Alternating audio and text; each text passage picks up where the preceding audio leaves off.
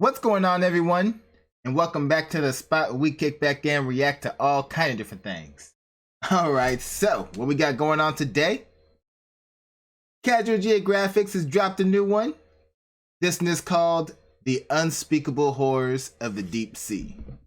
Alright, so we know how this is going to go. Be prepared, because you might get traumatized. Alright, so let's go ahead and get this one. Oh, and this one is featuring LindsayNikole. Don't know who that is, but who knows? We might have a new channel to check out. All right, let's go ahead and get into this.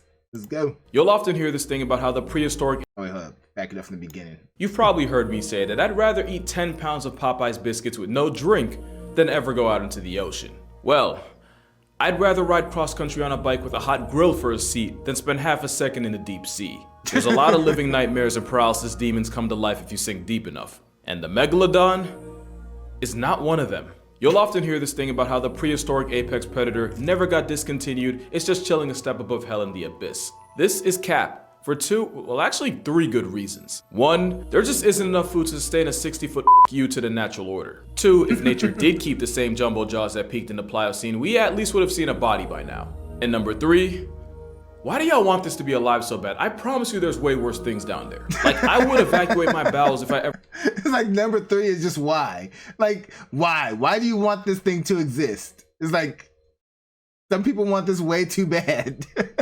Ever saw a giga great white shark. But put me in front of a T-posing squid and I'm shooting more bricks than the entire city of Newark. The big fin squid is easily one of the most disturbing things alive as I'm saying this. It's a T-posing predator with arms estimated to max out at just under 30 feet. Scientists believe the big fin catches bodies by dragging those arms, which can be easily 20 times its own body length, along the ocean floor like trawling nets and feeding on whatever poor soul accidentally bumps into them.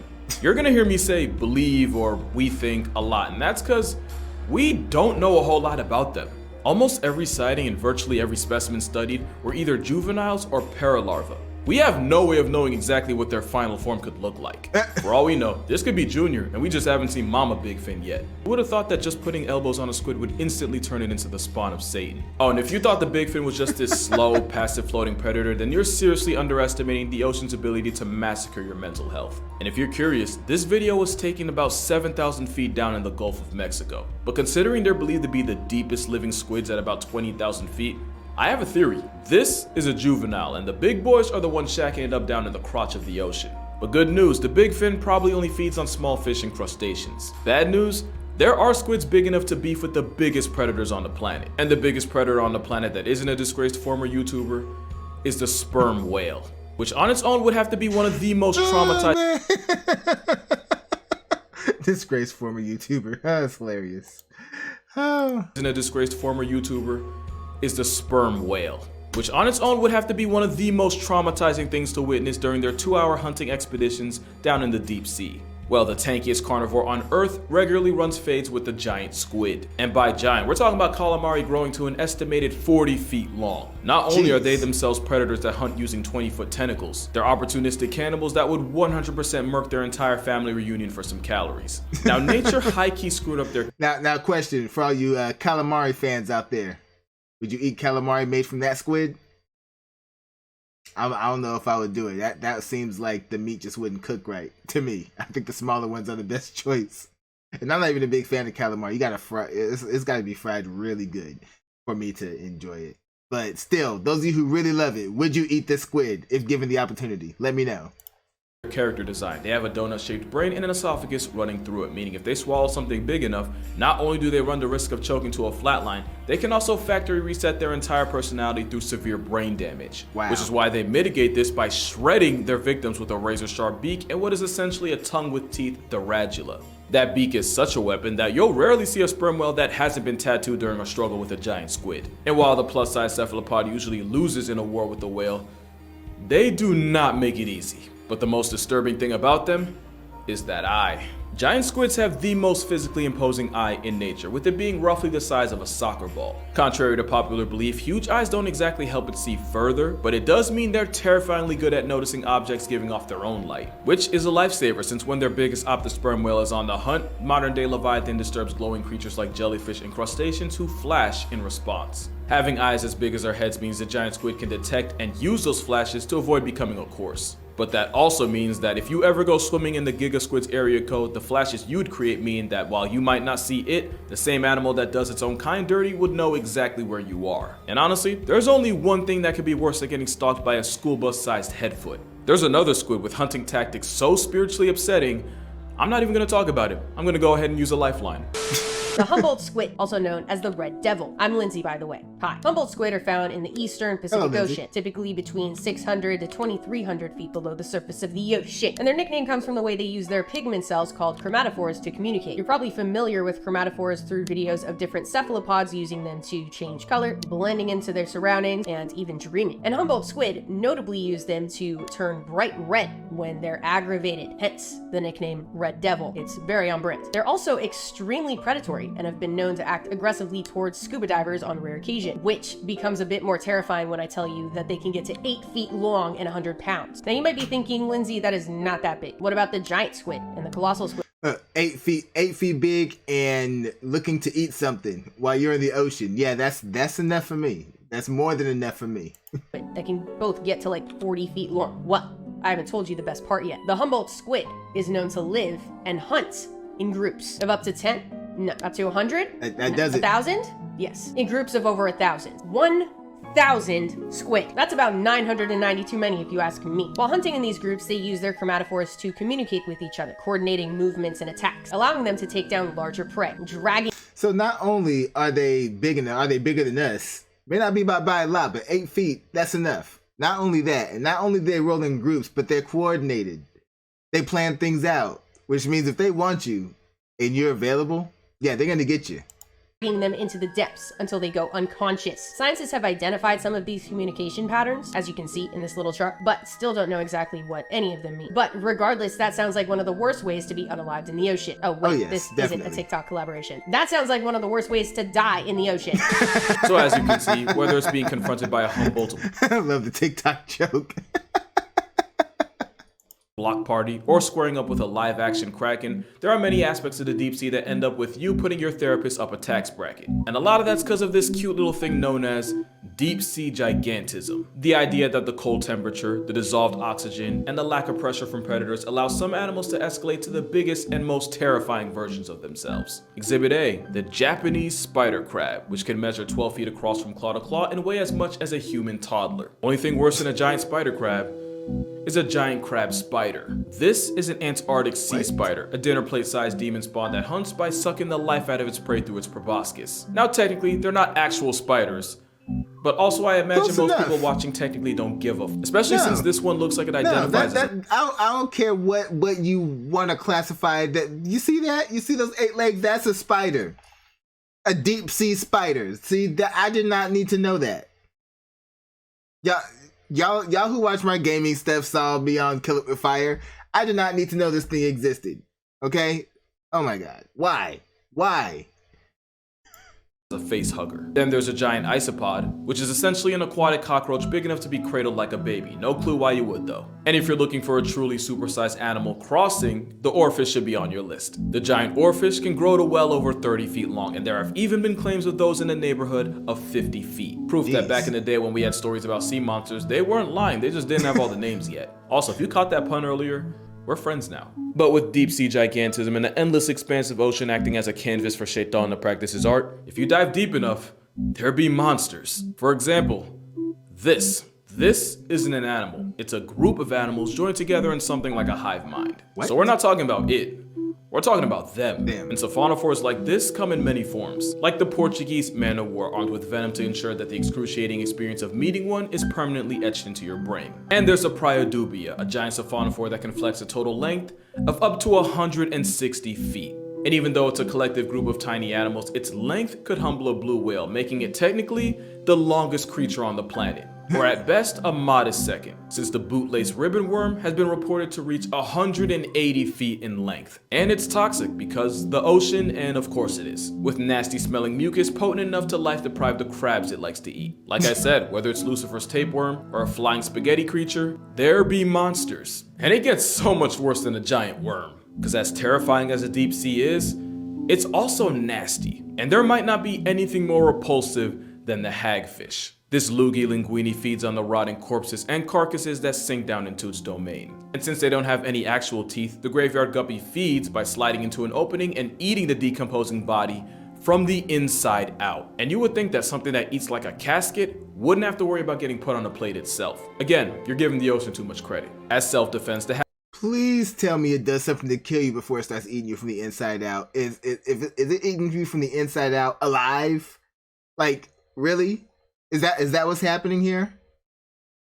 hagfish will sweat buckets of slime, a phlegm jacket that's thick enough to clog the gills of anything hungry enough to F around and unlucky enough to find out. To the point where this is the end game of a truck transporting hagfish on the highway, crashing. Now, you've definitely seen this picture before, but have you ever stopped and asked yourself what they were doing there in the first place? You remember how I said nothing that eats like a hagfish should ever have to worry about getting eaten? Well, simple. For these hagfish, their final destination were dinner plates in Asian countries such as South Korea, where they're considered a delicacy. Now, I'm not one to judge other cultures, but we seem to have a habit of constantly trying to eat all the things nature went out of its way to tell us not to. But one thing you won't see as a main course is something ironically named after a fruit. The sea cucumber is like... oh man, isn't that the truth? We try to eat all the things we ain't supposed to. Think about it. Spicy foods, the spice is the defense mechanism. Onions, the causing you to tear up, that's a defense mechanism. Freaking anything. People who like to eat the pufferfish as a I can't even say it. People who like to eat the pufferfish as a delicacy. You know? That is just... Why? Why are you even risking it? One wrong move in the kitchen with that knife and you're a goner on the first bite. You're done. Like, what's people's fascination with wanting to eat things that we clearly should not be eating? Some of it don't even taste good. Like, I understand the stuff that's delicious, but some of it is just like, you're just doing this for the thrills. Like, why? The hagfish, in that its meal prep consists of all the things we normally flush, burn, or bury. All the soul evacuated bodies that sink down to the ocean floor instantly get put on the cucumber's grocery list. It's a literal bottom feeder, and I mean that since they'll also make a meal out of feces. But like with vultures, if Thanos had beef with sea cucumbers, the world would become an infinitely more disgusting place. That's not the only way sea cucumbers contribute to society. They're also often used... I mean, creatures that like to eat poop, they're still doing a service in the same... we need them. As gross as they are, we need them. Used as a protective bunker for fish, and well, let's just say they break in through the back door. Oh yeah, it's a violation of the highest natural order. It gets worse when a pearlfish decides to have a playdate right next to its prostate. I don't even know if they have a prostate, but you get what I mean. And if that makes you uncomfortable, here's an ad to give you time to mentally prepare for what's next. This adorable little guy is known as a basket star. It's a type of brittle star and an echinoderm, which actually makes it a close cousin of the sea cucumber. If you ever learned about fractals in geometry, then that's why the repeating pattern of branching arms might look familiar. It's also why the US is really wasting $20 billion a year looking into space, because the real ET is happening right here. Because of the unsightly way basket stars get from A to B, they've also earned the nickname sea snakes. I feel itchy all of a sudden. However, even though it looks like something Lucifer would use to pleasure himself, they eat mostly zooplankton and are pretty much harmless for the most part. And honestly, that pretty much describes 80% of the nonsense in the deep sea, only really harmful to your peace of mind. Like, take the frilled shark. Having been around for 80-something million years, not only is the frilled shark a living fossil, it's likely nature's rough draft beta version of sharks today. Also, don't let this video fool you. They can grow to a respectable 6 feet long. Also, they can be pregnant for 3.5 years, which honestly makes about as much sense as everything else down there. And in terms of your mental health, the frilled shark is pretty harmless until you look them in the mouth. The devil's fleshlight has hundreds of needle-like teeth to ensure that anything that gets caught in there doesn't get a second chance to pursue happiness. And for a shark that's been around long enough to have attended Saturn's wedding, I don't know why, but every picture of them looks like they're struggling with their own existence. Like I said though, they're not a threat to humans. But like I also said, therapy ain't cheap, so if you don't want to end up on a couch, don't look a frilled shark in the mouth. But yeah, you'd be surprised at just how many types of sharks you'll find in the same neighborhood SpongeBob got stranded in that one time. You have 20-foot sleeper sharks that are somehow able to use stealth to just spawn and inhale sustenance like a water Kirby. Speaking of sleepers, in 2015, a Pacific sleeper was recorded in the Solomons Island. Why is that important? Well, its home address was right under an active volcano, proving that if any animal had plot armor, it'd be sharks. Then you have the ghost shark, which, okay, yep, you got me, isn't an actual shark, it's a close cousin known as a chimera. The ghost part though, that's on brand. They kind of remind me of the dry bones fish from Mario. The ghost otter shark doesn't even have the teeth you'd expect it to have, but instead they have plates that they use to grind up food. But since nature's constantly overcompensating, chimeras do have venomous spines that are harmful to more than just your mental well-being. But by far the weirdest thing about them, chimeras have a tenaculum on their forehead. A tenaculum is a reproductive organ, meaning this fish has a on his forehead. Venom and that aside, this fish fresh out of Tim Burton's Wet Dream is actually pretty cool looking. And I'm just gonna say it, I think they're cute. And I'm pretty sure he's not gonna get into it, but with the being on their head, what's the mating process? I feel like I shouldn't learn. I feel like that's something that I don't want to know about. Oh, sounds like just something else that's gonna be traumatizing. Forehead, venom and that aside, this fish fresh out of Tim Burton's Wet Dream is actually pretty cool looking. And I'm just gonna say it, I think they're cute, and I'm perfectly fine with standing on that hill alone. However, I don't think you'll find a single soul on this next shark's hill. Feast your eyes on the Goblin Shark, a demon dog-looking fish with a mouth that snaps like nobody's business. They're rarely seen but are known to live in oceans all around the world, at depths of up to 4,200 feet below the surface of the ocean, and are estimated to get to 18 feet long, which is really big for a deep-sea shark. You might have seen videos online of their jaws just fully ejecting from their brain case in a process called slingshot feeding. It's kind of what they're known for. Their upper and lower Slingshot feeding. They literally fire their mouth at you, short range. Nature is insane, I swear. jaws lunge forward away from the skull, engulfing their prey. I know it probably seems ridiculous and almost alien, but it's actually not uncommon. Most fishes have jaws that aren't entirely attached. One might argue that the goblin shark is the most extreme example of this look, until you see a video of the sling jaw wrasse, who use suction feeding to snatch up their prey. They look like they have a trombone stuck in their mouth. Goblin sharks have a particularly long snout, and it's not for nothing. They have Well, we know what creatures inspired Alien. sensory structures, pores all over it that help them locate their prey, like squid, fish, and crustaceans. And I am personally grateful I am not a squid, fish, or crustacean. Yeah, goblin's the right word for the only shark in the world with a receding gum line. But you gotta admit, eating your own jaw to catch calories is pretty metal, and you're gonna find that a lot of the creatures rolling in it deep have evolved some of the most creative ways of bagging groceries. Probably the most popular is the fish that nearly turned Nemo into an orphan. The anglerfish has two defining personality traits, and one of them is that fishing lure hanging right in front of those life-canceling jaws. That light actually comes from bioluminescent bacteria shacking up inside a modified fin. So when a bite-sized light work swims up to the light thinking it just cops some easy protein, the angler ensures that some fish out there never sees its father again. The other thing anglerfish got clout for is their mating habits. I'm not gonna get into it, just know that if your marriage looks anything like theirs, you're gonna need both a divorce and a restraining order. And you know what? Intensive therapy on top of that, extra freaking viciously. Nemo's paralysis demon isn't the only deep-sea creature to weaponize light. Oh man, I guess that's the mating habits we really don't want to learn about, right? Jeez. It's like, what do... No, know it. I'm not even gonna finish that question.